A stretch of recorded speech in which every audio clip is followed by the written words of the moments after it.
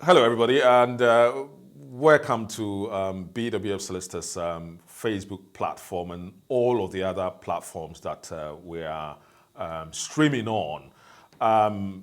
This afternoon on the Community and the Law Show, we've been discussing the IHS Immigration Health Surcharge, which normally people who are applying for leave to come into the UK to settle would have to pay as part of their application.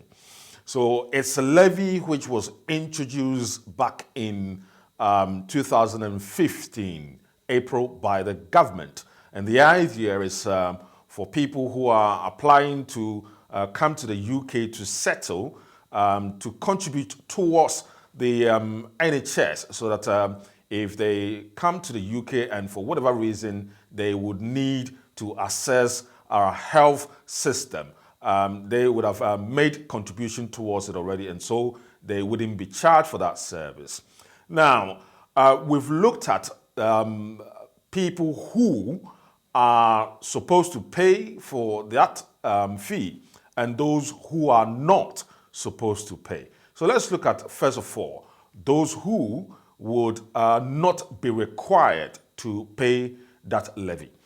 Now, we've said that if you're coming into the UK with a visa of 6 months and below, you would not be required to pay the IHS fee.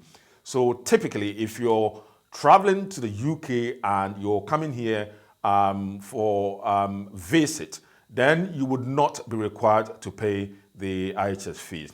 Similarly, if you're coming here on the marriage visa, you would not be required to pay. So all of the visa routes would not be required to pay for the IHS fees.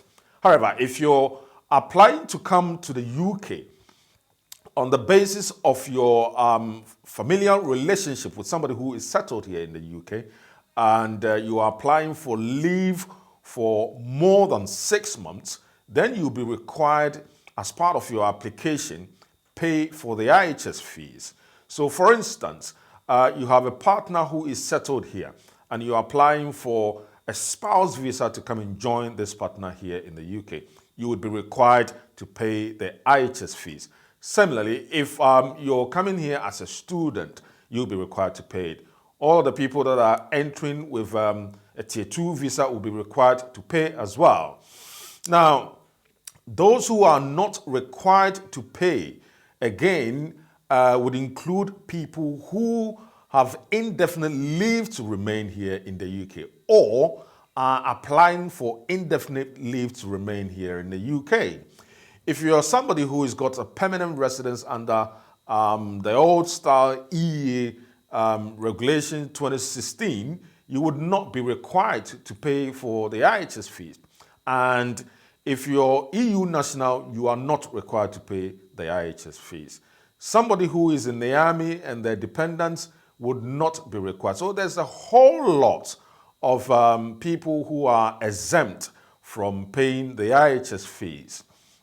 Now, if you're an EEA national and you did not enter the UK before the deadline date of 31st December 2020, 11 p.m., you would not be exempt from paying the IHS fee, because bear in mind, you wouldn't have been here before that time, and so you would not qualify to apply under the EU settlement scheme. So you'll be coming into the UK through the new route, which is the skilled worker route, and that would require you to pay the IHS fee. So bear in mind, unless otherwise your country of origin is got a bilateral agreement with the UK, or you are somebody who has got the European Health card, which is still being used. If not, you'll be required to pay the IHS fees.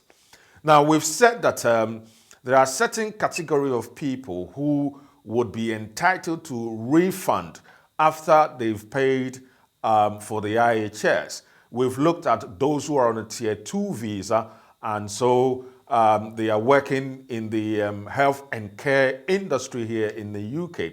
if you're somebody like that, even though you would apply and pay for the IHS fees at the point of making the application, you will be entitled to a refund after you've made your application.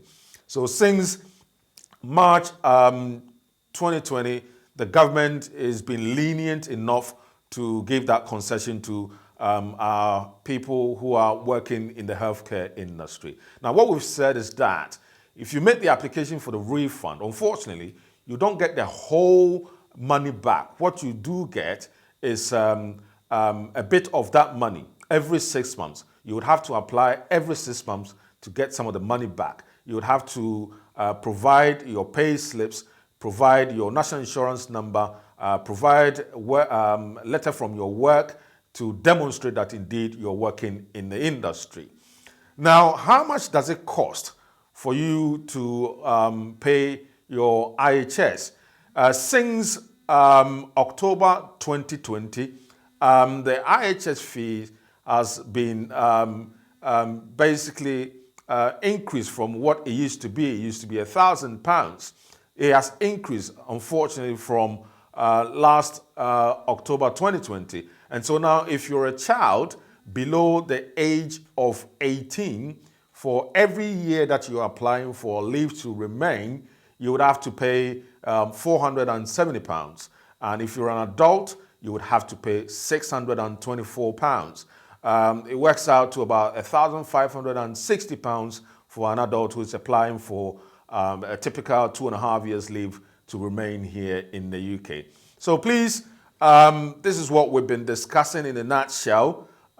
Same time next week, we'll be here to discuss some other topical issues regarding UK immigration and other areas of the law with you here on this platform and all of the other platforms. Watch out on Thursday for another program on Rainbow Radio, and on Friday on GN Radio, and Saturday we're crowning all here on the Community and the Law platform where we have been learning so much. So please join us. If you haven't heard about us, please Google us, find us on all of the other platforms, and join us and help us to build our community.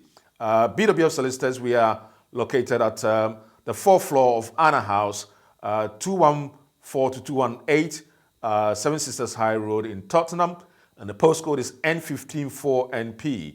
Our telephone number is 0208 493 7340. 0208 493 7340. Thank you very much for staying tuned to us. See you same time next week. God bless you.